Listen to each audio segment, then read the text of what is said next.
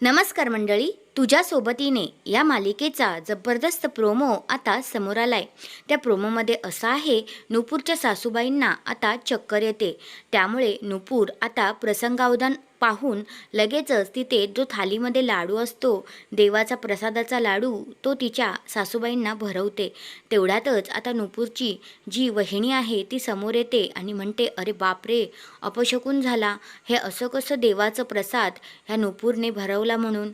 असं आता ती बोलतच असते. तेवढ्यात मल्हार आता उठतो आणि म्हणतो की नुपूरने हे केलं नसतं ना तर आईंना काहीही होऊ शकलं असतं आणि नुपूरने हे जे काही केलं आहे ते योग्यच आहे. आणि ज्या तुम्ही देवाचं नाव घेताय, उष्ट वगैरे बोलताय, त्याच देवाने शबरीची उष्टी फळे खाल्ली होती.